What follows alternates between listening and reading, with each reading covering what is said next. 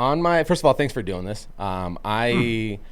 You are, and I'll give you, I'll give you like a modified version how Andrew Schultz introduced you, because I think the way he did it is probably the most appropriate way to introduce you. Is you have to be known as my the smartest friend I have, right? And I'm really honored to call you a friend because you've been on the podcast before in the earlier stages, but you're the one person in this world who I could always come to when I'm freaking out about the algorithm or ideas, or I have an idea in my head that I was inspired by, and I can run it by you, and you've already given that idea some thought, and you've already accumulated some thoughts. And so on the podcast, we have once again Ben Uyeda in the flesh, one of my favorite people, and I'm honored to have you back up on here.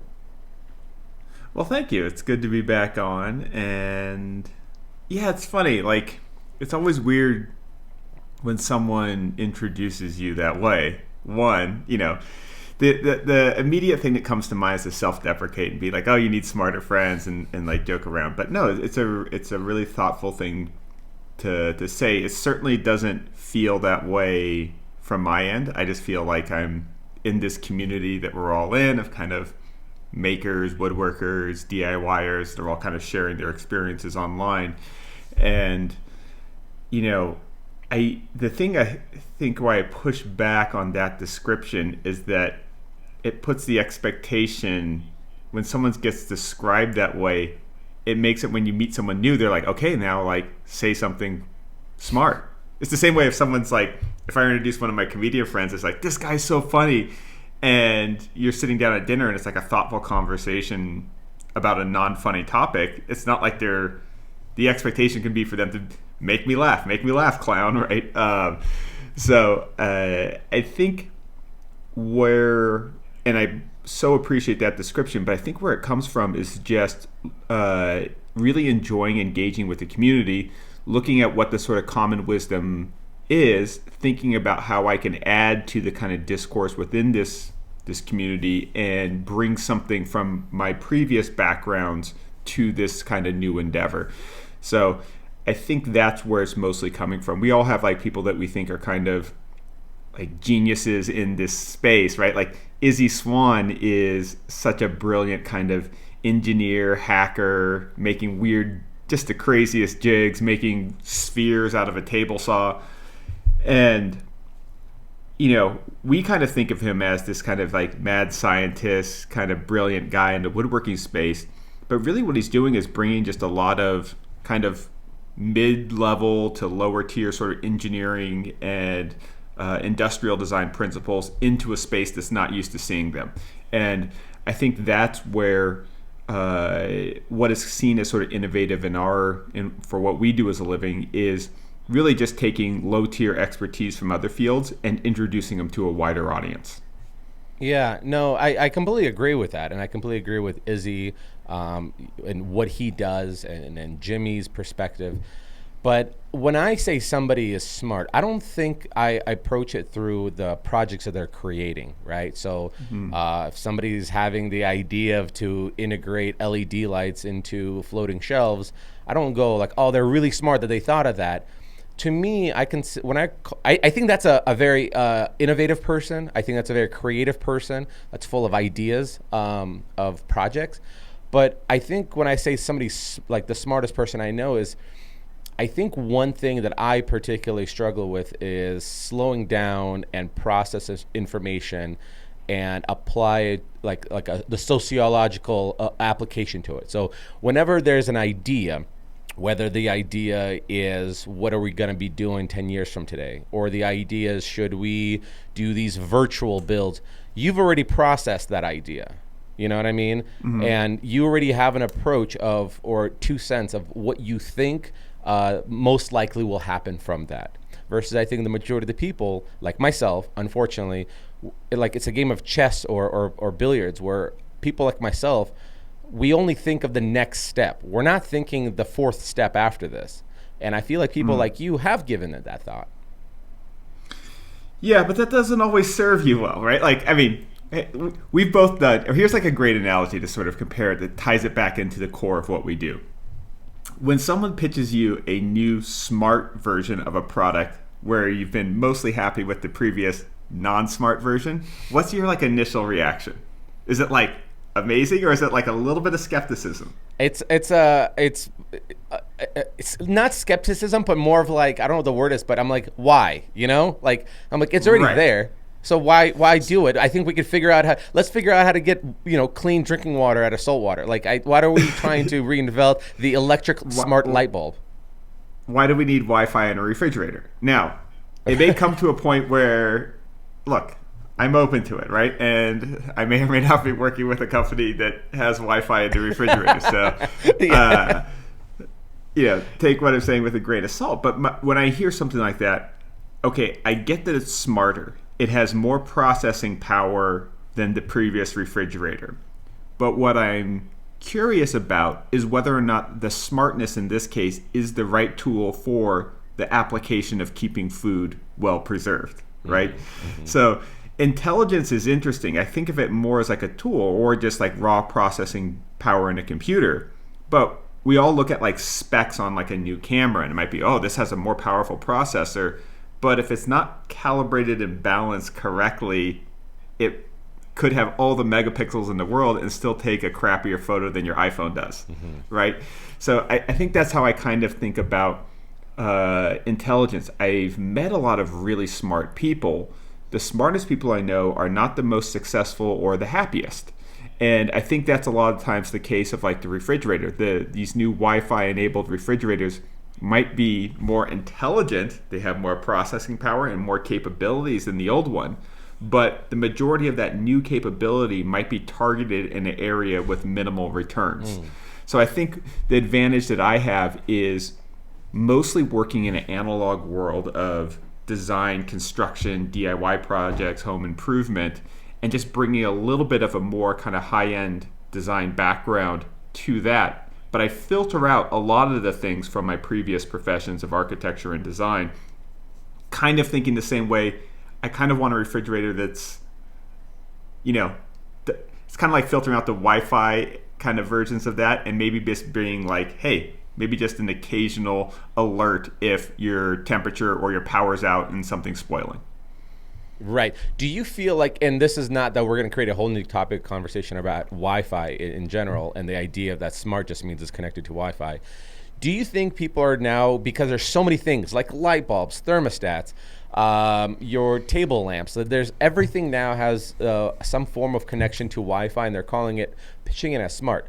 And one thing that me particularly is now I'm more irritated with those products because they don't make your life easier. They make your life more complicated because, yes, your internet's slow at home, so now you have to restart your internet. Half the things need to have the Wi-Fi password be plugged back into it.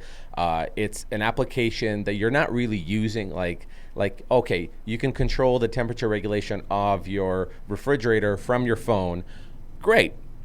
How often are you really changing that temperature, right? You have 0 and you have 30.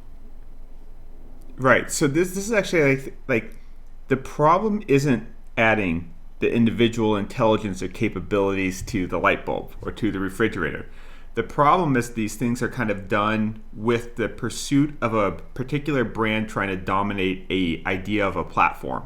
And then these platforms don't often play well to each other. Like, I think we would be all a lot more satisfied with our smart home tech if there was only one winner right now. And so this is kind of this interesting thing where we don't necessarily want to encourage monopolies and things like that, but things are a lot more cohesive when there's kind of a singular point dictating the rules of the platform, and then everything's plugging into that. So I experience this frustration when it comes to like home entertainment. And, it's like, have you ever been to like an Airbnb and you're like, okay, gonna crash, but let's watch a little Netflix, and you turn on their TV and you realize you don't remember your Netflix passwords and all those kind of things, and it's Facts. weird to kind of log in. And I so many times, just out of laziness or just not willing to do the setup or worried that I'll leave my sort of logins into somebody else's home, I just sort of pull out the laptop and watching that. And there's so many cases where the single ability of my laptop to have like better storage for passwords and quicker access to retrieve passwords when I don't remember them, I end up using that as more of an entertainment hub than I do my way superior television or projector screens. And I think that that's not necessarily an indictment on the smartness of any one piece of technology. It's more in the kind of tribal warfare of multiple interfaces trying to sort of achieve platform supremacy. And I think that's the part where the consumer gets really frustrated. And it's very difficult for brands to think that way. They so think in terms of their product suite. And it's like when a brand does a photo shoot, they don't want any logos of any other brands showing. And that inherently kind of makes the photo shoot look more like stock photography, or it looks like an advertisement. It's totally rational that they would want to do that, but it creates an effect that looks like it's speaking to a very limited type of rationale. It doesn't look like an authentic kind of Instagram post in the wild. The same thing happens, I think, often when brands think of their product suites. They think of them working in their own ecosystem in this idealized world where somebody buys all Samsung or all LG or all Sony, right? And that's not that realistic. You know, we might have a Mac computer, but we have a Samsung TV, and then we have an LG projector. And it's tricky when those things don't all play well. And I think we're seeing, even as capabilities are getting more advanced, a lot of friction between all those things. I'm seeing one, you're talking about platform supremacy, which it's a very racist term in today's time. Yeah. The ability of Amazon integrating a lot of these smart products that have nothing related to each other, but being able to connect it to your Alexa. So one of the features that I don't use, but it's constantly being pitched to me through my Alexa stuff, is the ability to connect my Samsung TV in one room and Samsung TV in the other room and my Ring doorbell and have it all working harmoniously. So I could say, Alexa, turn on the TV, but which works, right? It actually does work. But the reality is I'm more likely to go and get my remote and turn the TV on, right? Like it's right. It's an added step, because then I'll say, Alexa, turn on the TV, but then I still need to go find my remote. So you didn't really solve anything for me. You just made another bell and whistle that might appeal to somebody and might make somebody choose that product over another product, but it still didn't solve a problem in my life.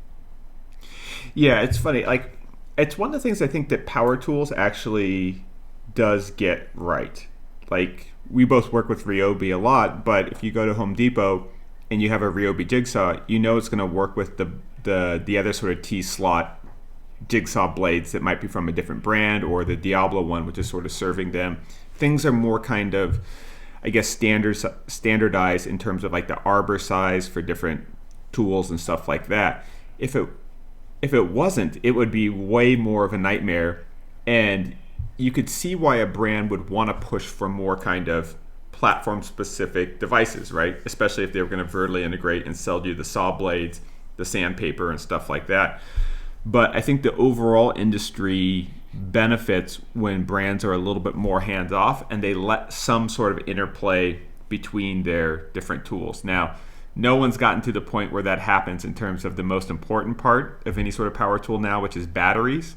But it is interesting when you see sort of generic battery knockoffs for a particular brand on Amazon. In fact, our boy Mike from Modern Builds is going to be doing some side-by-side testing of the generic versions versus the brand versions for some of these tool batteries.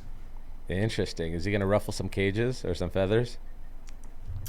I don't think he's signed to any like major power tool company right now. He's doing sort of one-off deals here and there. So I think he's trying to take advantage of that moment in time to kind of test out the things. And I've tested that out with like camera batteries before, with like my old Canon Rebel that I used to use for a lot of video content, and the off-brand batteries were about like 30 to 40% worse than the Canon ones, but they were about 30 to 40% cheaper too. So it kind of seemed like you were getting what you paid for.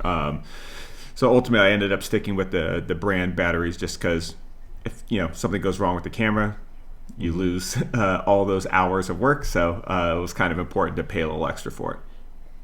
What did you feel did you have a theory of why they were about 30% less? I mean, if they're using the same, what is it, lead that's inside of them, right, to store the battery power? Or lithium ion. Sorry, it's lithium ion, and then within that, it's lead, right? I'm not sure. I'm guessing that, well, one, they're selling at a cheaper price point, and it's not like I think the major power tool companies have so little price pressure that they're overinflating for their brand value. My thought is probably has a lot to do with the level of quality control and that comes when you have a brand that you've invested in, right? So if you're just creating products that's generic and has no brand to it, that's just going onto an Amazon listing, you might engineer the design or pick the specs that are equal to what you're knocking off, but you're not going to probably do the same testing and get rid of the duds out of the batch, right? So if you're a brand like Ryobi or DeWalt or Milwaukee, and you're trusting on people to invest more and more into your platform, you have an incentive to not ship a defective battery. So let's say 2% of the batteries that come off a manufacturing line are defective. If you're an off-brand company that not trying to build a brand loyalty, is just trying to sell to people that are looking for the lowest price and a generic thing that fits into that platform, we'd rather make the 2% of sales rather than worry about somebody actually associating it back to us, because there's no accountability. You're anonymous, basically. If you're one of the brand power tools, you're more worried about safety, for one, because you're more of a stationary target for lawsuits if you do something that. So there's a higher incentive for kind of safety checking and checking durability. But two, you want to build a relationship with those customers, right? Like, you don't just want to sell them one circular saw and then they're done. You want to sell them the circular saw, and then you want to sell them the orbital sander, the drills, the belt sander, the palm routers, all with the same battery platform, and really build the lifelong value of that customer. So I think that, sure, there might be some corner cutting on the actual specs that go into the build, but where I see these things more, and that's what people on the internet always say, oh yeah, it's cheap stuff, or it's built over here, or they cut corners, or it's all plastic. There's a lot of money that goes into these things that has nothing to do with the material parts. It might just be shipping a lower percentage of things that come off the factory line. That's one of the things we've seen in sort of investing in manufacturing companies, whether it be companies like Hook or Semi-Exact. When you have a production line where you're making something at scale, a certain percentage of those things, no matter how good you are, will have flaws. The question is, and this is less about manufacturing skill, although you can use that skill to kind of reduce that percentage, it's also a judgment of deciding what level of sort of inspection you allow those sort of flaws to get through to the customer. And the more stringent you are there, the more it raises your cost. But the more it is sort of important for building out that sort of brand consistency. Is 2% kind of the magic number? Because you've worked with many of companies that you're part of the production line. Is 2% kind of like the going number? It's, I think, for like the actual like assembling part, it somewhere between like sort of 5 to 2%. I think for things that are more temperature dependent, like finishing, it can be a lot higher, especially if there's like seasonal kind of weather shifts in the facility. We've seen it with like spray coatings and powder coatings. That number can be a little bit higher. But just even in my own kind of making, like if I make 10 things, all 10 of them aren't equally good. No. It might be, the ones right before lunchtime or at the end of the day start to slack off in quality a little bit as you get hungry or tired. But we're not super consistent. Yeah, that's. You start seeing that with the price point goes up on a product, and brand awareness goes up on a product. You have to almost assume that that's only because there's a stricter quality regulation that's in place to prevent that 2 to 5% to just like escape, right? Because that 2 to 5% is enough to somebody having a bad experience and say, I'm never going to buy. To me, that was a prime example. I bought a. Let's see here. It was, I've always been buying Samsung TVs, and I bought a, crap. I forgot what the name of it's your classic like Walmart brand. It's like the cheapest. Oh, like Vizio or something? That's exactly what it is. I bought a Vizio, and I was like, in the back of my mind, I was like, oh, it's a Sony product, right? Like they're like the cheaper version. Yeah. And then I bought it, came home from Costco, put it on my wall, and it like the apps didn't work. They just did not work. So naturally I'm thinking, well, something on my end. Then I return it and I get the one that's like 3 tiers higher within the Visio company. And that one worked just fine. So I looking back in this conversation, I'm assuming that it's part of the quality assurance line that they were like, well, this is we can cut corners here. That's where we save the money. Yeah, it's really funny that way. Like, it's tricky for.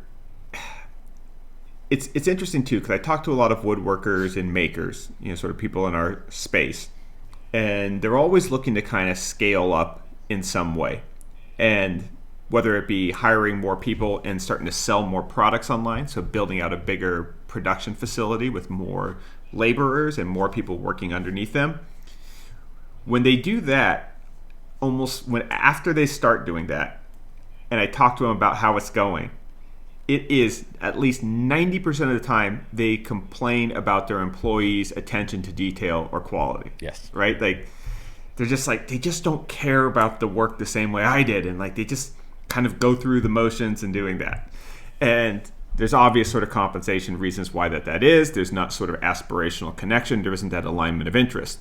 The same thing sort of happens when I talk to people on the sort of content side of business, which, me and you are more involved with.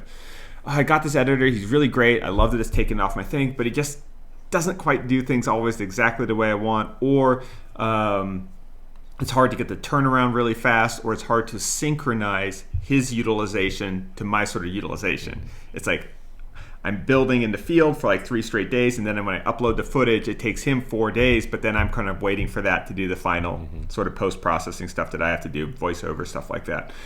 So yeah, all these things are really hard. Like, and I'm sort of interested to hear about sort of, what your sort of plans are next. Since the last time we talked, your channels have experienced some really significant growth.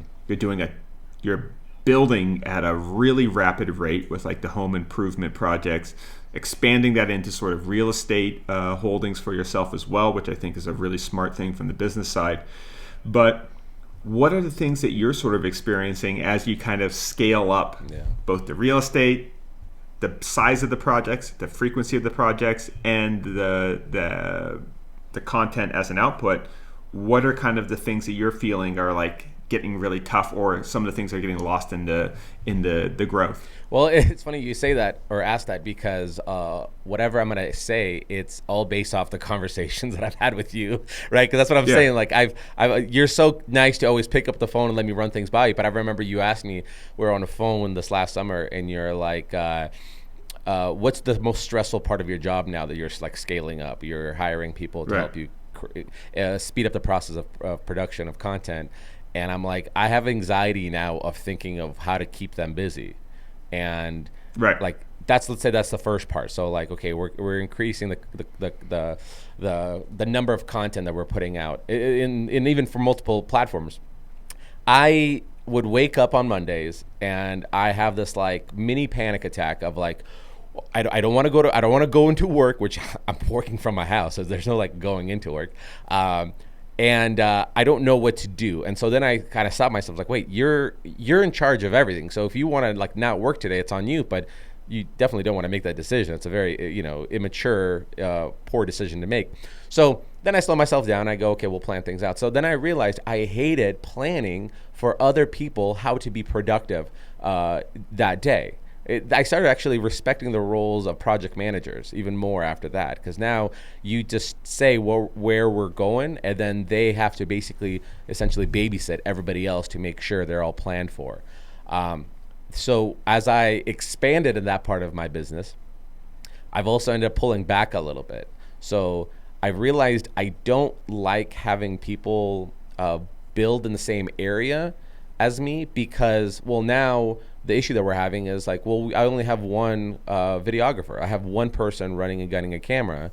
And if they're running between the room that I'm building and in the garage, because that person's maybe sanding another project, Well, now the level of stress, I'm burning out the guys that are working with me, right? So now like Kyle's like running back and forth to the house, and he's awesome at it, but still, like, how long can you sustain that? Like, I don't want to lose a good guy who's excellent at his job because I'm stretching him too thin. So now I have to think of, do I need to get another videographer if we're going to continue shooting 2 projects at once? And seeing what YouTube has been doing and what platforms are doing better than others, it was almost like there's no use for it. Like, there's no point to scale up that much. So I took your advice again from 2 years ago that we spoke, and you said when one platform slows down, or the momentum slows down on one platform or one side of the business, you put your bandwidth to the other side of it. And I feel like by expanding towards real estate, purchasing properties, purchasing land, and being able to double dip for creating content, it's allowing for me to feel like I'm not just stagnant, but I am moving around, even though this other platform is not performing as well as it used to for me. It's so funny. Like, what you're describing is completely relatable. And I think happens with not just people in our industry, but in a wide variety of industries. And it's this kind of, I don't want to call it a natural progression, but this pendulum swing from, so people will have like a 9 to 5 or like a full-time job where they're working from someone else. And if you look at like what's happened in that situation, is the money's normally pretty stable and good. There's not a lot of sort of aspirational personal development qualities associated. So it might not be the most fun, but it also probably isn't necessarily the most stressful job. And people often, when they're in sort of their 9 to 5 or they're sort of, the version of their career that they studied for, there's this kind of complacency but security. And you're like, what if I kind of want to start my own thing, or really explore or test myself, or pursue these other ambitious or these interests that will make my day-to-day way that I sustain myself financially a lot more engaging and fun. So they go off and they give it a shot. And if they're one of the lucky ones, it starts to work. And this is something we both experience. And that's really kind of the sweet spot, is when you realize, oh, this experiment that was I hope this work is actually working.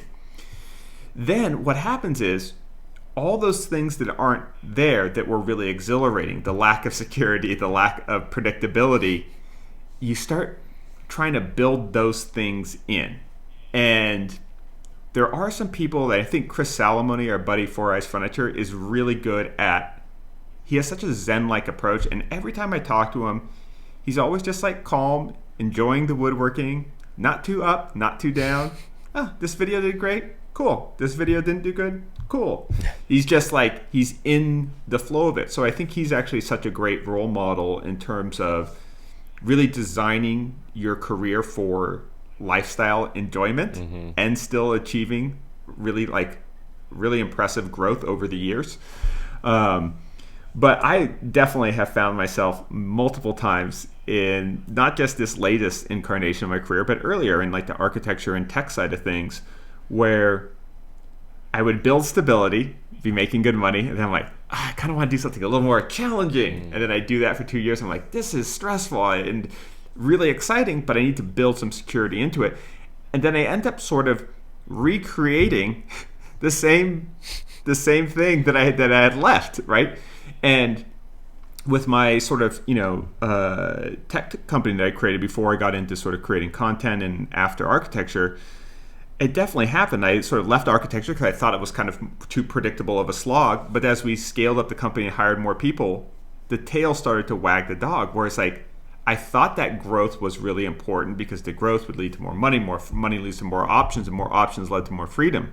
But what I didn't factor in was, as I hired more people, I had more responsibilities. So even as I had more options, I had more responsibilities, and the responsibilities were actually outpacing the growth of opportunity. And so what I've tried to do with this sort of latest incarnation of my career with sort of content is, I'm one of the ones that always resisted hiring out a really big team. I've never wanted to hire a team that I couldn't keep on my payroll, even if we stopped working completely for years and years and years. I like the idea of a really long runway. So the team's small, which means we can't capitalize on every single opportunity that comes across our door. We have to say no to a lot of sponsorship deals just because we don't have capacity. So we're definitely sacrificing near-term economic growth. But what I'm trying to do, and probably not always doing perfectly, but I think from a happiness standpoint, which is sort of intangible, there is this kind of nice option of only scaling a little bit, not scaling to the maximum, not putting the pedal all the way down to the metal. And we see this in other things too, with fitness. When I was working out in my 20s, everything was like pushing every set to fail, right? When you're running, it's trying to beat your personal best. Everything was pushing the very boundaries of your own physical limitations.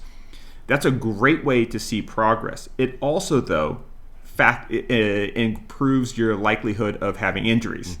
And now that I'm in my sort of early 40s, I don't want to do anything to the point of fail. Everything's about sort of 60 to 70% of the sort of weight that I could do, and everything is not about pushing. It's about consistency and longevity. So I think with business, there's these same sort of approaches. Is the maximalized case isn't always the best, right? Yeah, it's definitely a New Year's resolution for me. And yes, with kids, and they're only going to be little for that long, so don't be too busy that you're going to miss them in these stages of life. But just like the question I was asking myself, this like internal struggle I'm constantly wrestling is, am I doing enough, right? Am I leaving money on the table? Am I not, like, I've always said, like, I've always wanted to create, like, invent something, a product, and advertise it to my audience, and it'd be fantastic. Am I doing enough? Like, am I doing a podcast? Am I leveraging Facebook? Am I leveraging YouTube? Am I leveraging TikTok? Am I doing enough? And then the other aspect, the other tug of war is, I'm always so busy, so what's the point? Right? So what's the point of the money if I don't have time to go and enjoy the freedoms that come with that money, right? The ability to take time off, and like you have a place in California and a place on the East Coast, the ability to say, I'm going to go there for some time and work from there, or be there, and I'm going to come back and I'm going to go to Mexico.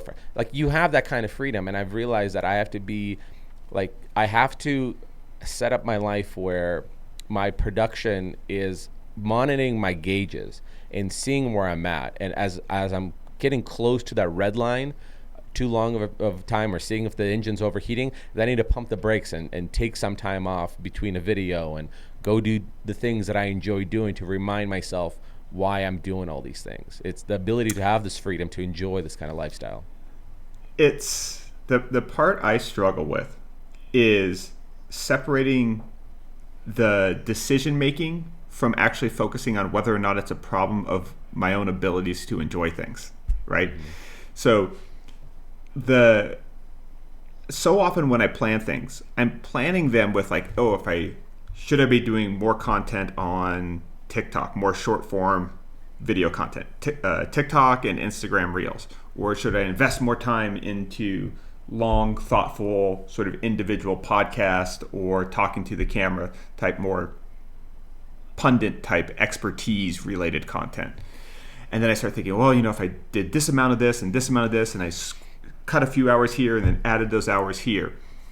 Now, I guess the working premise of all this kind of like mental puzzle piecing together in our mind to figure out the best sort of strategy for our business and career growth is the assumption that will make life better. Mm-hmm.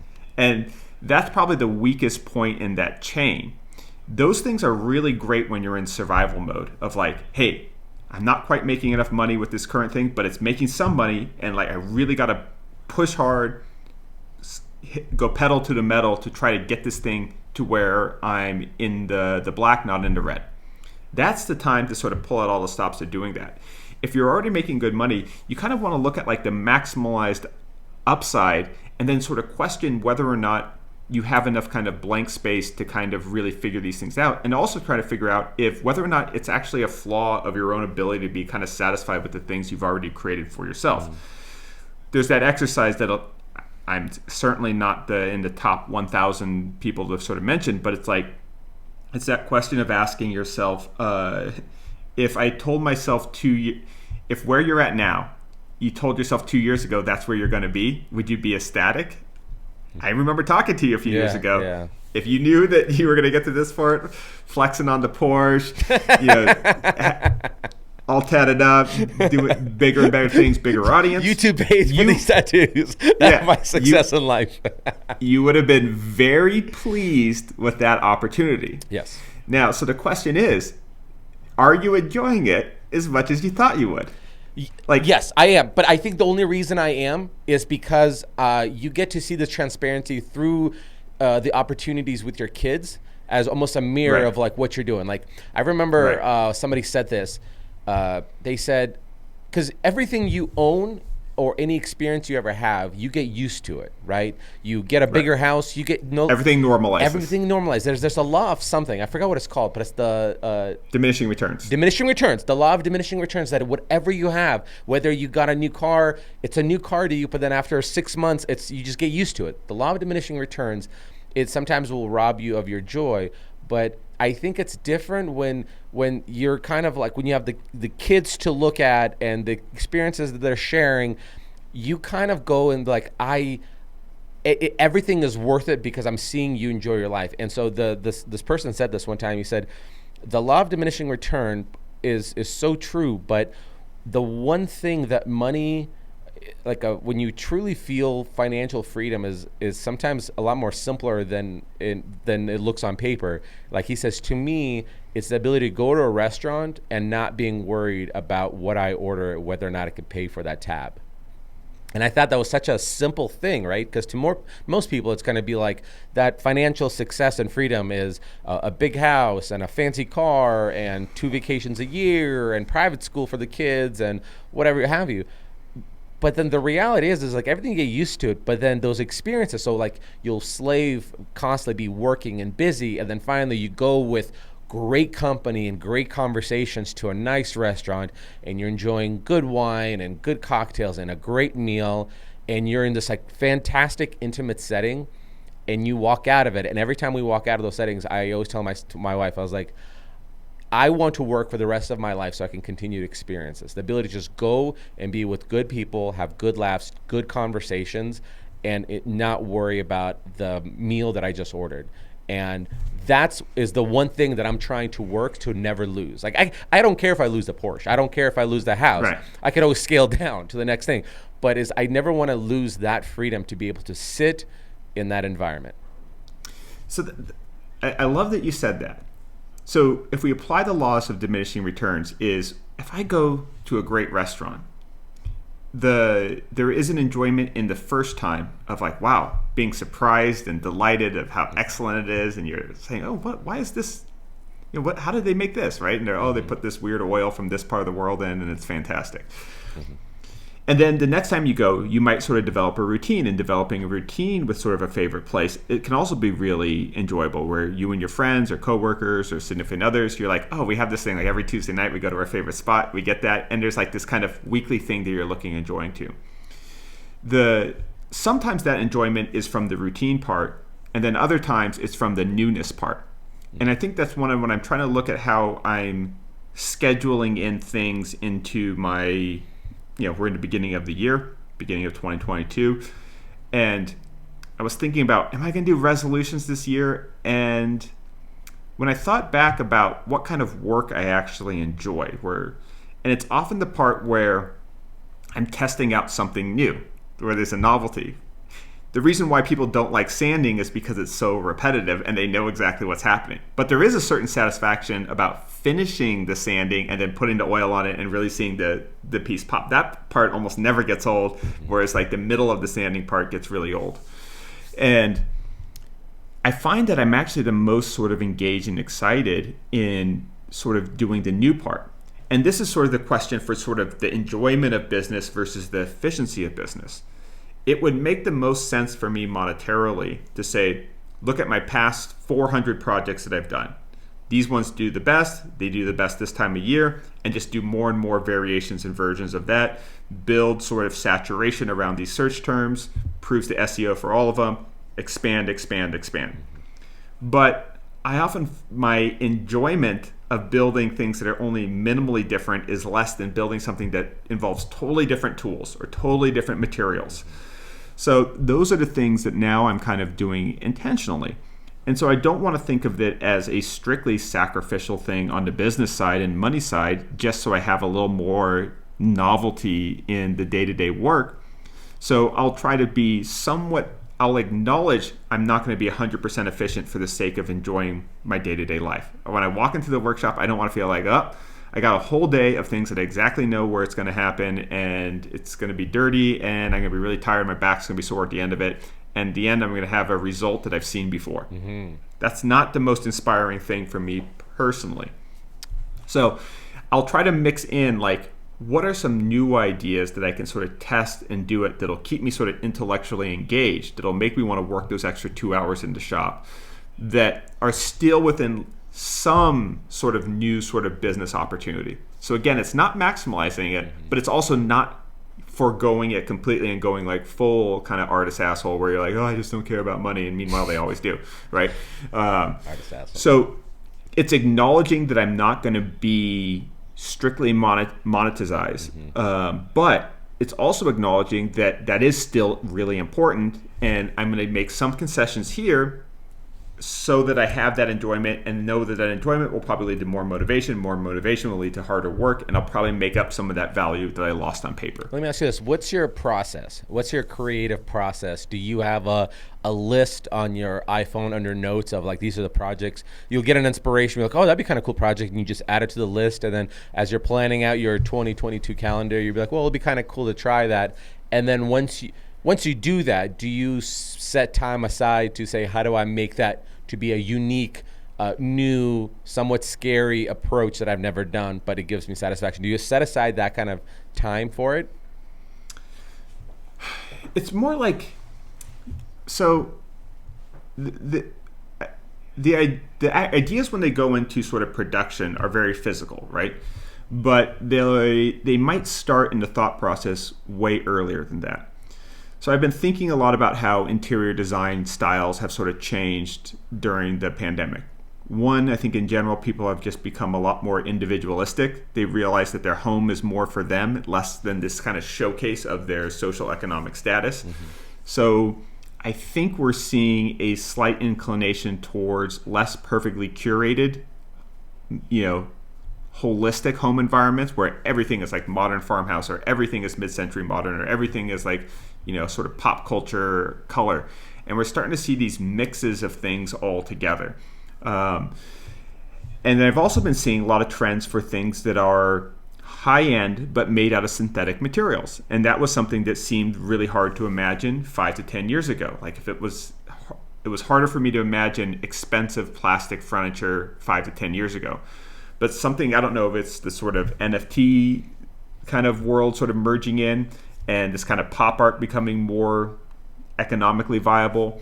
But, so I might see a loose trend that I can't exactly put my finger on, but it just seems like people are more interested in transparency and etherealness, and they're more tolerant of synthetic plastics, and they're interested in molecular gastronomy, where the food isn't even food, it might just be a foam with flavor. None of these things I think are going to be the mainstream, but if I see a cohesive sort of movement across a broad swath of culture, I might think, well then maybe I can power carve something out of plastic, not out of a tree stump, right? It might, I'll sort of look at culture broadly and try to see a few trends that are not perfect, or not, these trends are not so I can predict the stock market and make smart investments.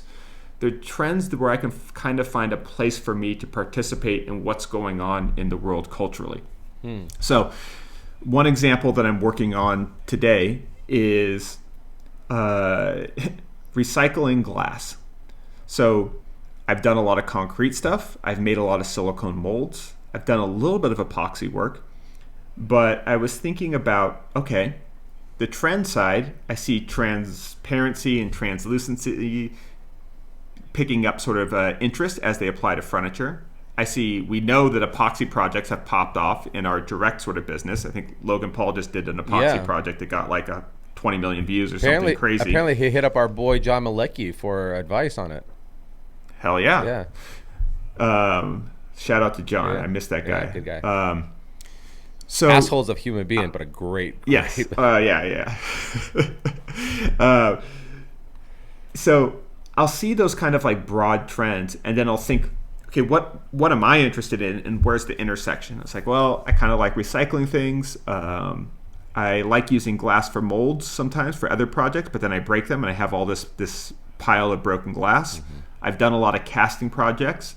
And then I'll also think about the drawbacks of epoxy. Epoxy is really expensive. Mm-hmm. If you think about it per cubic inch, it's astronomical. It's extraordinarily expensive. I mean, I think that's one of the kind of this reasons why you see so much is that there's huge consumer interest for it, and there's also a lot of companies that are really good at supplying content creators like us with free product.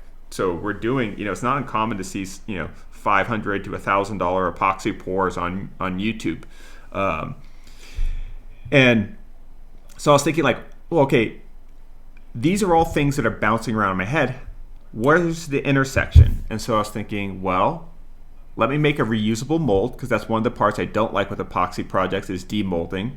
So if I'm going to invest time into making a really good silicone rubber mold that I can reuse over and over, what's the type of piece? Okay, it'll be kind of a simple kind of side table, a coffee table kind of piece. And then I'll think like, epoxy's downside is the sort of cost. So how do I reduce the cost of that? Maybe I use an aggregate. Oh, that's where the crushed glass. So right now I'm crushing up a bunch of glass bottles that I cleaned. I'll be making kind of a transparent gravel out of those. And I'll pack the molds full of that broken glass and then pour the epoxy over the top. So it's almost like a transparent concrete with epoxy as being the sort of cement holding it all together.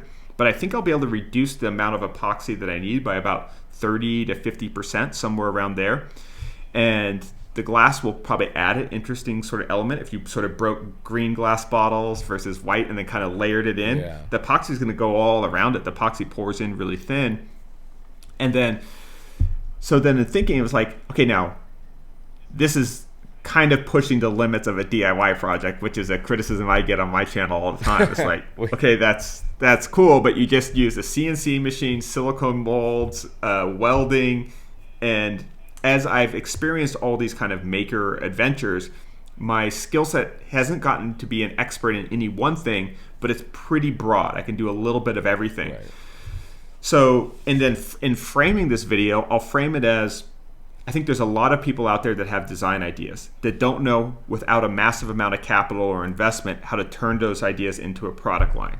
And I'm like, oh, if you were able to make the silicone molds, you could then make this table design out of concrete. You could make it out of this glass and resin. And you could probably make it out of some sort of compressed sawdust thing with like a wood resin in there as well.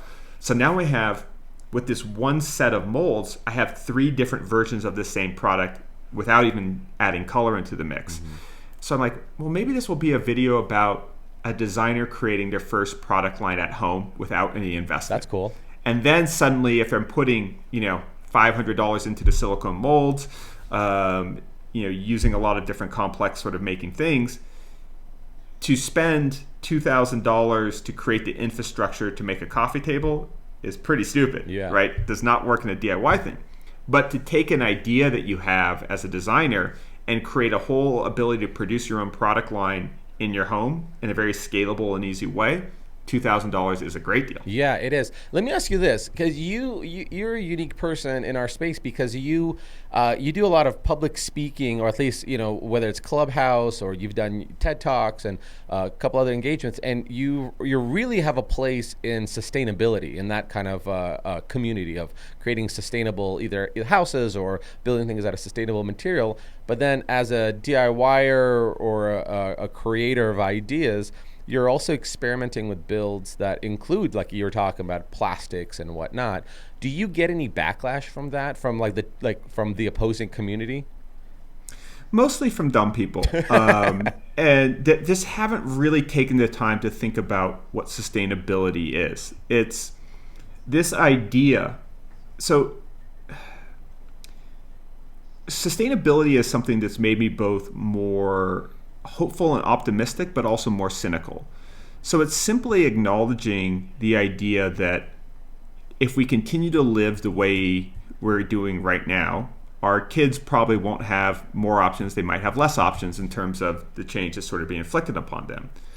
So that's a very scary outlook that, portrays a lot of dystopian sort of ideas. That being said, a lot of things still are getting way better, and it's hard to sort of foresee how sort of technology plays a role in this. So the question is, you can make a justifiable excuse for almost any type of actions, externalities on the environment. You can also completely demonize any activity, even solar panels. You can find a way to talk about how, the embodied energy and the sort of material toxicity, and we have to use copper wires and copper mining. Oh my God, have you seen what copper mining did to this one mountainside in this part of the world? There's always externality. So I think of sustainability as more as a general sort of sense of humility that should be applied liberally to sort of human actions.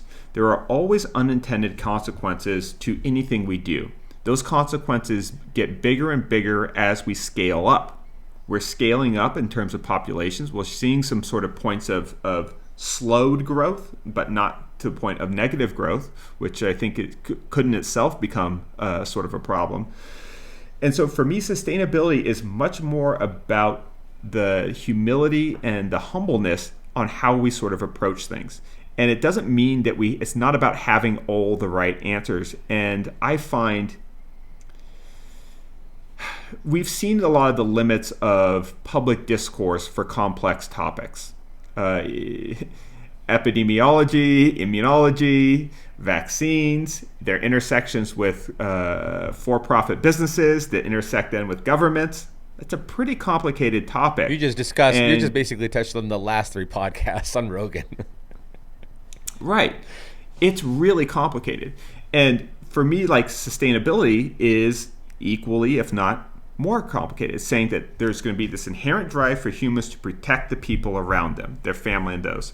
A lot of their assumptions about the best way to do that are going to be based on the way they grew up, both adversely and sort of positively, meaning that we learn from what our parents did poorly and we do the opposite, and we learn from what our parents did well and we incorporate that as family tradition.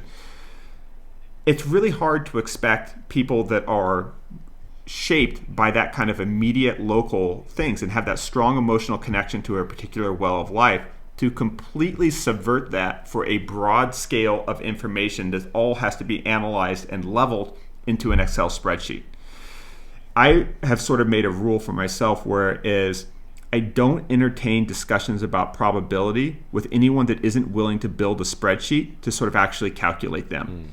Because it's easy to do basic addition and subtraction and maybe multiplication in your head. It's really hard when you talk about percentages of risk on multiple factors. You have to build a model. You have to build some simulation. And then when you build that simulation, there's going to be a whole bunch of variables to sort of pick holes into it. So with the questions of sustainability is the criticisms I find not that exciting are like, I saw this NPR article saying that concrete is bad. Now, the fact that we use coal-fired furnaces to burn the sort of fly ash, which we then use as a sort of critical sort of component into concrete, that is not good. That produces a lot of carbon and stuff like that. Now, it's too far in my mind to say that makes concrete bad. For me, that is a much more simple sort of question. It says what other heat alternatives can we use this? Well, luckily, there's people investing in solar-powered furnaces, right? And I've built one of those here in Joshua Tree, not for firing concrete, but even with just glass and a black plywood box, we were able to make a solar oven that got to about 250 degrees to melt plastic down, so we didn't have to use that. That's cool. So, but what about, would there be toxic fumes that are emitting from that to go into the atmosphere? Yes, absolutely. So there'll be toxic fumes just about, but those are all things that you acknowledge and you try to improve. But it's really hard to sort of sit in the lab and get everything right the first time. Right. You kind of need iterations and testing. So for me, it's much more, the more productive question isn't saying you can't use concrete. and these same people will watch sort of a video where I use epoxy and not comment anything. But it's because they saw that one piece of media which was accurately reported with limited context. Right. So I don't want to call fake news, that's a stupid article, NPR sucks. No, it was a great article. It was valid. Right. It framed that. But it wasn't the solution that article was presenting wasn't that concrete is an immoral material to utilize. Right. What it means is we should be thoughtful about how we use it, and we should look to improve it. So I think a great example of this is, remember compact fluorescent light bulbs? Compact fluorescent light bulbs. What are they? They were like the curly Q ones. Oh, yeah, for sure. Yeah. The incandescents, right? Like they existed in this very specific point of time, right? Before we went to all LEDs, but kind of during the transition from incandescents. Yeah. So they were more energy efficient than incandescent bulbs. They were way more toxic than both LEDs and those. There's a lot of chemicals inside those kind of fluorescent tubes. And they're a great example, I think, of a flawed technology just based on a limited sort of contextual understanding.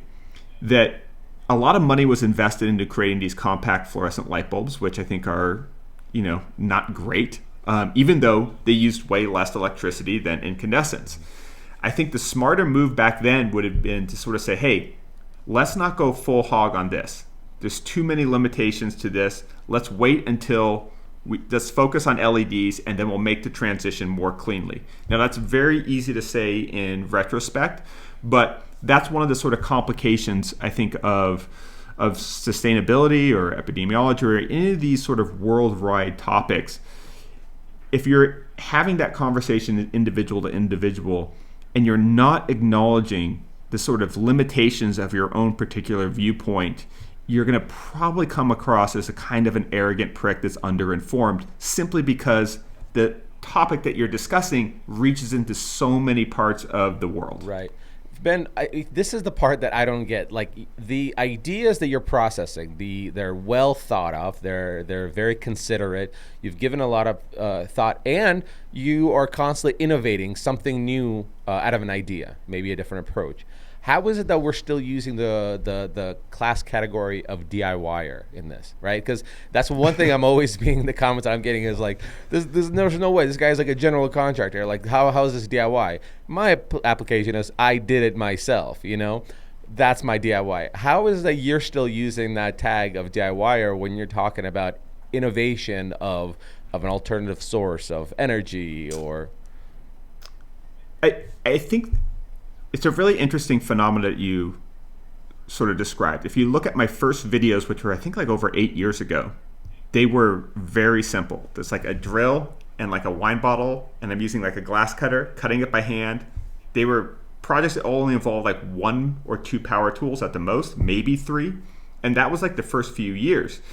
The skill set really built. So this isn't unique to what we do too. If you look at some of these like cooking channels on YouTube or on Instagram, like these people are full-on professional chefs, even if they never went to culinary school, because they've spent the last 10 years incentivized by the internet's sort of ability to monetize content to get better and better at their craft in a really competitive environment. So the skill set's building really fast when you add this sort of economic incentive to get better at it.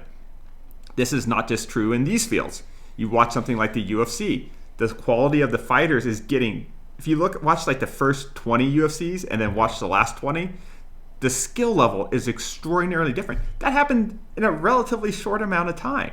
So when you add consistent sort of economic incentive, people get good at things really, really fast, and they're going to change the notion of what a at-home cook is or what a DIYer is. The tools are also getting more sophisticated. So I still don't really think of like a CNC as being a DIY tool yet, but I think in the next 10 years, we might be a lot closer to that. We certainly won't be farther away from it. Doesn't mean there will be one in every home, but is there eventually a time where I think a CNC machine will be more common than a table saw? Yeah, I think that's a possibility. Interesting. What do you have any thoughts on NFTs and our application or contribute our way of leveraging it in our space? there's this assumption with anything digital that it's easy and unearned, right? There's people that think, oh, if you're a contractor or you're a really good woodworker, you can start a YouTube channel. This guy did it, and your work's just as good as his. You'll do it. There's this assumption that the actual manipulation of the marketplace isn't a real skill set. And we don't really think of curation or building a strong retail brand as like these sort of empirically studyable kind of skill sets. NFTs, people will make a lot of money on them, but there'll be people that understand that marketplace and then invested a lot of time into sort of curating audience the same way. So if we go to like, if me and you were in sort of New York and we went to like one of the, not like the MoMA or the Guggenheim, but we went to like a private art gallery and we saw this work on the wall. Some of it might be kind of abstract and it's selling for $20,000. And you might look at it, or I might look at it and be like, I can make that. Mm-hmm. We're probably right that we can make that. We're probably wrong in that we could sell it for that. Mm-hmm. And it took, that person was selected out of this tiered system of art discovery. They had conversations with people. The people that sort of run the gallery have very limited space to kind of curate this work. So they were really picking carefully from thousands of artists, the few artists that they feel really embody what they're trying to communicate artistically.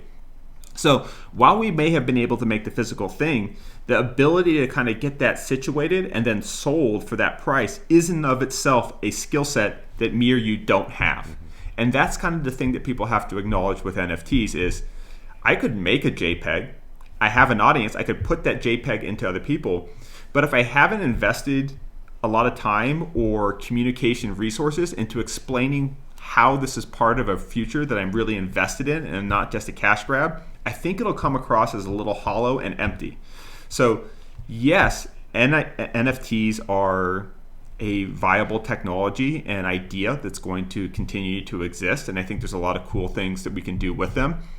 But like anything else, if it comes across as a cash grab or as like a quick sort of pump and dump or this sort of, hey, this is the trend. I heard somebody else made a bunch of money on this, so I'm going to jump in on this. It's something you brought up to me in like our first conversations. You were kind of like just getting started on YouTube and you were kind of looking at like, okay, so Bob from I Like to Make Stuff does this. Brad from Fix This Build This does this. You do this. Mike does this. Why don't I just do this, this, this, and this? And it's like, it's really easy to plot that out, right? To say like, oh, I'm going to take this part from what Ben does and this part from what Mike does and this part from what like Bob from I Like to Make Stuff does. I'm never worried about someone copying me because it's like they can't copy my work, right? Like they still have to do, even knowing, right, even copying the outcome, they still have to create the process. And that's really, really hard to do. And the devil is often in the details. So with any of these things, the world's going to continue to change really rapidly. And if anything, it's going to change faster and faster and faster. Nothing is that easy if it's like Mike came to me and was like, hey, this, if we would have bought Shiba Inu coin at this point, we would have been worth like, $10 million. And so I'm like, you're almost right. But here's the problem, right? If you if you were buying that coin at the time where $1,000 could become $10 million, the minute you bought that 1,000 coins, you diluted that pool. So if I bought my $1,000 worth and then Mike bought his $1,000, 20 minutes after I bought mine, his $1,000 would have gotten less because to get in that early, you cause so much disruption even with a small amount of money in. So this idea that everybody could have gotten rich on NFTs is the lie. It doesn't mean that NFTs, and just because everyone can't get rich on them, doesn't mean that they're not a viable thing either. So we'll continue to see them, but we'll see them existing in a way where people that really invest in communicating value and brand to a certain community will do really well. And people that try to just say, hey, someone else made money on this. Oh, here's another example. Supreme, you're aware of that kind of brand? Yeah. They sell things, hoodies, stuff like that for a large amount of money, even though the material value is low. Does that mean you can just pick a word, pick a color, and then sell sweatshirts for that amount Right. with your sort of brand? Right, right. Probably not, right? Right. A lot of investment went to create the perception of that value, and that in and of itself is a skill set. Now, my only question with NFTs is seeing them as like a digital art, right? So we have your parents, or even the way you and I grew up, where we had physical books, right? The future generation, they're getting further and further away from physical books because now you can listen to a book on Audible, you can have an ebook on your Kindle.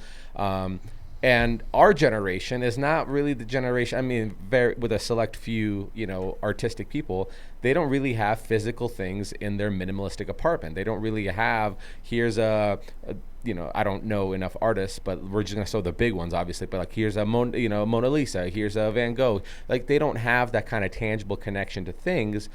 Everything is online. So I guess my big question is, if NFTs are essentially going to become like digital art that you would display either on your technology, whether you're going to be balls deep into the metaverse, or maybe a digital illustration. For example, we have one of those Samsung picture frame TVs, right? So you can have any kind of digital image when the TV is off being displayed there. Do you feel like that? Do you think, not as a cash grab, but do you think that as community evolves and society evolves, that there's a place for us to utilize our work in it?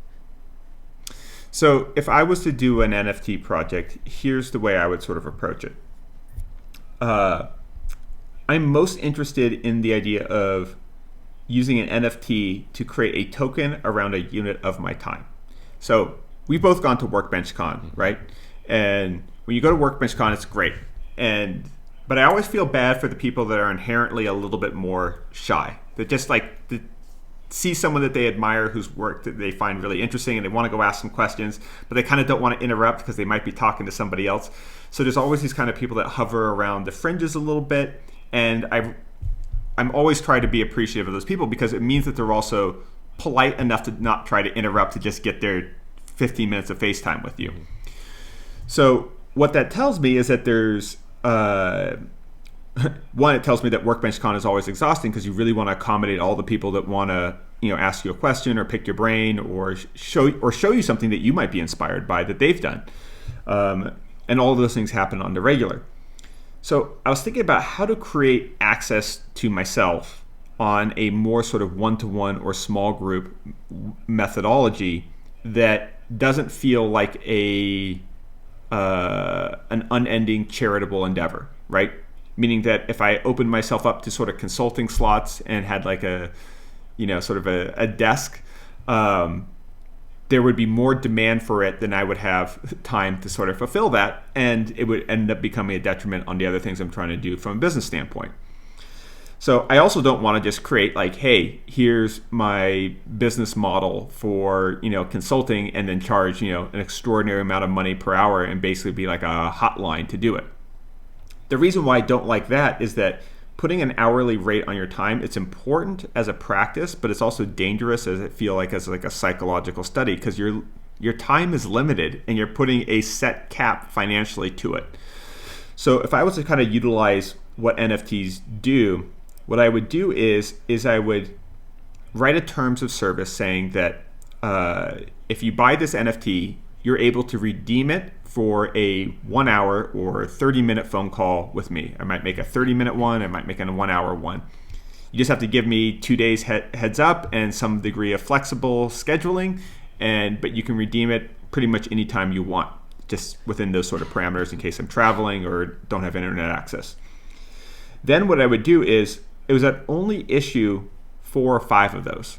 And then I would reveal them first to like a small group of sort of in the community so that people maybe with not a lot of money would have a chance to sort of get them at the sort of market rate, call it like $50, something low. But it would also let them kind of speculate on their sort of positioning. So if I made these available to a certain tier of my Instagram followers that were all doing sort of woodworkings and makers at a sort of extraordinary price, and then a month later they are able to be put on an open market and get auctioned off, one, it allows the people that maybe don't have the financial resources but have been the kind of ride or die fans from day one to kind of get in early, invest, and then flip them. You can also write it into these kind of smart contracts that we share in the increased sale. So if that 30-minute NFT that I sold for $50 then gets resold for $500 because I'm not issuing that many, I'm only creating 2 hours of my consulting time available a month, and so the marketplace is sort of demanding it. That would be an interesting way, because what I like about it, it's not just saying like, it's less sort of whorish to be sort of like anywhere, anytime you can pay $300 and get an hour of my time. I much like the idea of thinking of like, my time is limited, it is valuable. I'm only going to want to do these kind of consulting gigs for a few hours a month. So let me acknowledge that and let the marketplace sort of dictate that, and let some people speculate and buy my time and flip it to other people that are willing to pay more for it and make money in the process. And like, let's create some of my time value as a speculative asset that's in limited supply. Well, let me ask you this. I thought the whole idea of an NFT is that you physically own ownership of this thing, right? So if you have an NFT of Michael Jordan doing this famous slam dunk, then you have one of 1,000 minted things of digital ownerships of that thing that you could display for everybody. But if it's like a one-time, 1 hour consultation hangout with you, isn't it essentially just nothing more than like... It's not about the artifact. The artifact is less important, because think about it this way, right? Like the mechanism of transference of the artifact is probably the most innovative and interesting part. These marketplaces are much more interesting. So think about if YouTube didn't exist and the internet didn't exist, and we made our videos onto DVDs and then put them at Blockbuster, right? Like it's still, our video is still our video. But if you change the exchange methodology, it changes a lot of things, not just one thing. So the ability to kind of track the purchase and create scarcity is what's important. So that's the interesting part, is that if it's sold, I get notified and I get sort of told because I minted it into the blockchain. So I'm constantly know where this one sort of ticket I made to redeem for my time is going. That nobody's redeeming though, right? It's still circulating it's like a ticket of your time of one time, but then once it's used, that thing no longer exists, right? Then I can create another one, right? So that would be like the part of like the sort of terms of service. So it's something I might do in the future. I've started doing more of these kind of consulting gigs. So it's really interesting is there's like networks like the GLG network, and they basically pay you an extraordinarily high hourly rate. So mine somewhere ranges between $300 and $500 an hour. They don't use you for very many hours, but they record all your expertise through these series of interviews saying like, okay, you know about sustainability, you know about digital fabrication, you know about digital media. They'll sort of figure out your areas of expertise, and then they'll deal with like sort of corporate sort of clients that need to try to find somebody with a specific type of expertise that they don't have to run some ideas by you. So they kind of source this massive network of experts, and then they, if you're Lowe's or Home Depot and you want to figure out the future of how direct-to-commerce sort of startups are going to potentially disrupt your business, you can drop, $1,000 for a 2-hour conversation with someone that knows what they're talking about. Right. So it was really seeing how these kind of private networks benefit from your sort of life experiences in a very lucrative, but again, a way that sort of deals with you in a very expendable way. That's what sort of made me sort of think about trying to do something that's a little more available to sort of public markets. The other thing that I think will be interesting that eventually will happen with NFTs. Did you follow the group that was trying to buy the Constitution of the United States, or one of like the 13th copies? I heard of them. Yeah, I haven't followed them, but yeah. So that showed both the potential and the limitations of these kind of systems, because basically they created a DAO which allows, it's almost like a type of transparent escrow system where people can they can assign their crypto money to this endeavor, but it's sort of all built in where you don't have to like send money and then trust that the people managing that money actually do what they're going to say with it. You can see where the money's going in real time through the blockchain. It's that sort of transparency. But with that transparency of documenting every step comes a lot of friction. It's slow. It uses a ton of energy because it's really showing the work at every stage. It's not abstracting it into a more efficient or compressed process. So with that comes a lot of sort of friction and gas fees and stuff like that. So basically like credit card fees, but instead of like 5% or whatever, it's like 30%. So I think that there's an option like this to create sort of a mechanism for kind of some semi-utopian homestead type developments. And I think there'll be a lot of these people that sort of try these things, and there'll be a lot of them that kind of fail spectacularly. And I think there might be a couple that kind of work in some sort of sustainable manner. Meaning that, let's say we all decide, all of our sort of maker friends, all of the Makes Giving crew saying like, hey, let's buy 500 acres in a really beautiful part of the world, and let's divvy it all up. Someone's going to do something like that and I think it'll probably be like a community of sort of influencers will probably be the first to do it, is they'll create some sort of crypto type financial infrastructure where everyone sort of buys in and contributes into the sort of inherent tokens, and then that sort of those resources get deployed for the sort of physical assets, and the ownership is under this kind of thing. That type of structure I think will be interesting because there'll be a certain amount of people that trust everything written into code more than they trust everything written into contracts. And if you think about it, I understand codes about as well as I understand written contracts. And if I was to invest in understanding one better, it would probably be more logical to focus on codes than me going to law school. Right. Like one is probably a little bit more logically and inherently and flexible and useful. So if you just take it from that standpoint, 10 years from now, will more people know how to code than have a detailed understanding of laws?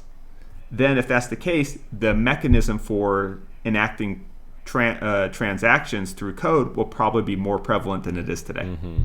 Interesting. So what you're saying is there's no room for us to create the lazy DIY ape and sell it as an NFT. Well, and I mean, I'm joking about it, obviously, but the only thing that I could see that we could, and I'm not, I got to be clear, I'm not trying to approach this from like, let's get let's get rich quick scheme. That I'm not going from that. What I'm kind of seeing is if blockchain and NFTs and the metaverse is the future, how do we carve out our spot in it that 20 years from today where we don't kick ourselves and go, oh man, if only we did that and allowed like not to make a killing, but just to be part of the thing at the earlier stages. I'm kind of, as you're talking about your version of NFT, I'm kind of thinking, well, we all as YouTubers have a handful of videos, some have within 10 kind of, right? Some have 5, some have 1, some have 10 YouTube videos that are in the millions of views. So which obviously shows popularity of that place and time.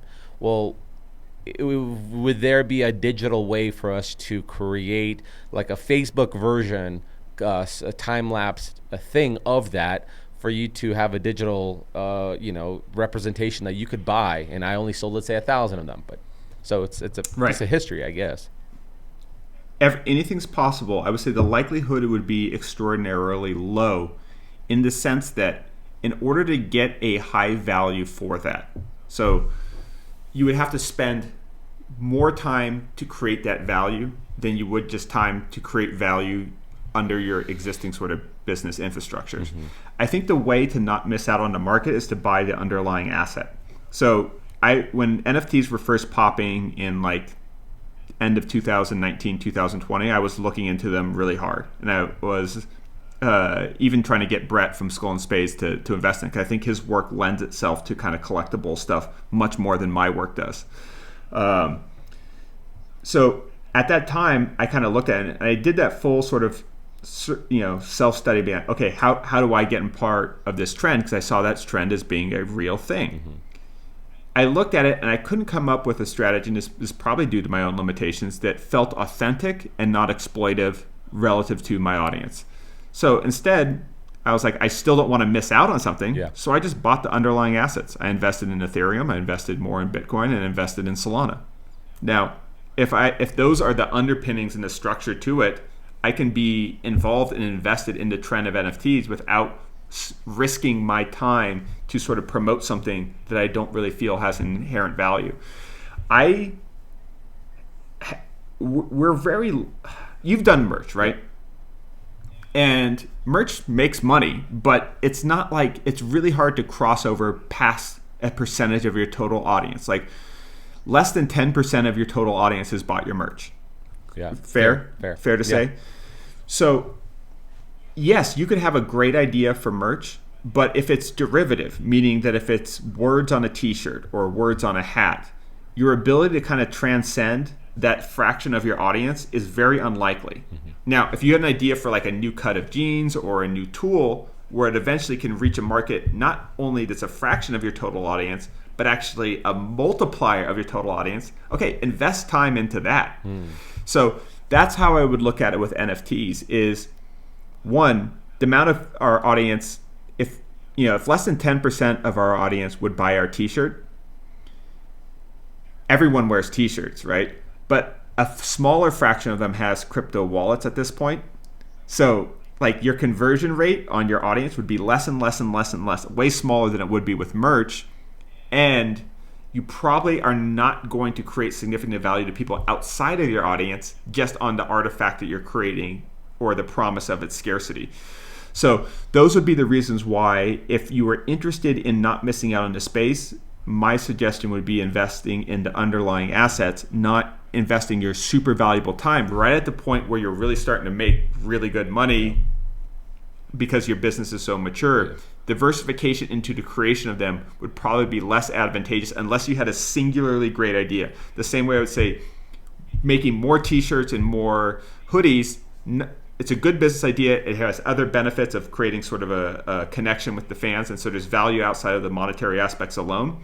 But I would say spending 40 hours on merch that wasn't completely original or didn't have custom patterns that you actually own as IP that you could eventually flip would be less valuable than you saying, hey, let's do another rental property and let's build out the team and create more content. Facts. And this is why Ben Uyeda is the smartest friend I have. Okay, this is why you've given a thought, man. I love it. This is great, man. I love your insight on all these things.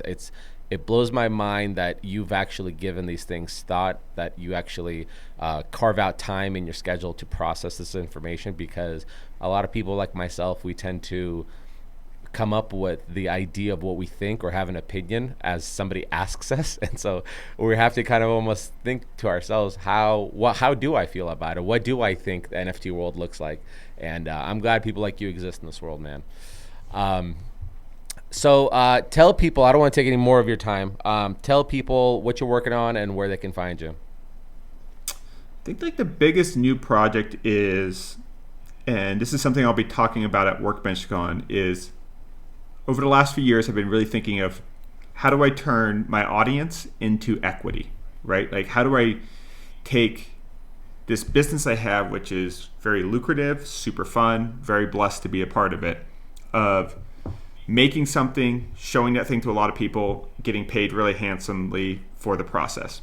But there's always this pressure, okay, you're done. What are you making next week? Mm-hmm. There's a treadmill type aspect to what we do as sort of content producers. It's really hard to finish a project and then sit down and just be like, ta-da. It's like, oh, got to get the next video ready, right? So I've been trying to think, as I've been doing this longer is, how do I create something that more continually perpetuates income and value? And at the same time, how do I get more value out of my ability to sort of put eyeballs onto interesting things in the design and making world? So the way I sort of looked at it is, one of my favorite videos I've ever, or favorite stories that was enabled by the internet, was the guy that he started with a paperclip, traded it for a cigarette lighter on eBay, traded it for a stapler, and he worked his way all the way up from paperclip to like a car or then to a house. Yeah. So I've been thinking about the same thing with like my creative work. Is first thing I made was a vase, and then like a stool, and then tables, kitchen renovations, eventually built a whole container house. So what's the step after a house? What is 10 times or 100 times bigger than a house? If a house is 100 times bigger than a vase, what's 100 times? So for the last year and a half, about 30 to 40% of my time has been going towards development. And I'm developing a 65-room shipping container hotel out here in Joshua Tree. Secured all the investments, and just recently we got through the sort of zoning permits, which in California is extraordinarily difficult. So It's by far the biggest kind of project that we've done. It's literally 60 times bigger than the shipping container house, which was the biggest project previously. And that's how I'm kind of thinking about growth is I don't like for the shipping container house series, which did really well, 24 million people I think watched it. That was the work of like 6 people. So if I make something 60 times bigger than that, I don't want to manage 60 times more people. So I've been really thinking of how do I scale up my reach without scaling up my responsibilities. I still just want to have it be like me and my core team at Maker Ranch. I want it like the maximum amount of people I'm responsible for that work with me. I want them to all fit around one small table where we can have lunch and be really good friends, right? Like that's joy and lifestyle perfection to me. Is like everyone I eat with and break bread with and work with on a daily basis, I trust basically with everything. Like they have my passwords, they can do that. They're family, literally and figuratively. So, but I still want to scale my ambitions. So this hotel project has been a really interesting example of that, where I use my ability to kind of get eyeballs onto things to create value and to create security that this hotel will have excellent marketing behind it in addition to really good design. I leverage my ability to sort of present things and understand a holistic view of sustainability to help with the permitting process. I'm the one that did all the presentations to the city commissioners and all those things to get the approval. There's a video of it on my Instagram. Yeah, I saw it. Yeah. So it's taking the things that I've sort of learned and scaling up my ability by sort of partnering and collaborating with people that are experts into financing this type of construction. Hiring contractors that are experts at doing this, hiring engineers that are experts at doing these things. So I'm not the head of the show. I'm one of the heads of the show, me with my business partner, Adam. And it's kind of a really interesting experiment where I'm trying to see is like, can I take what I've created and scale up my reach and impact without scaling up my responsibilities?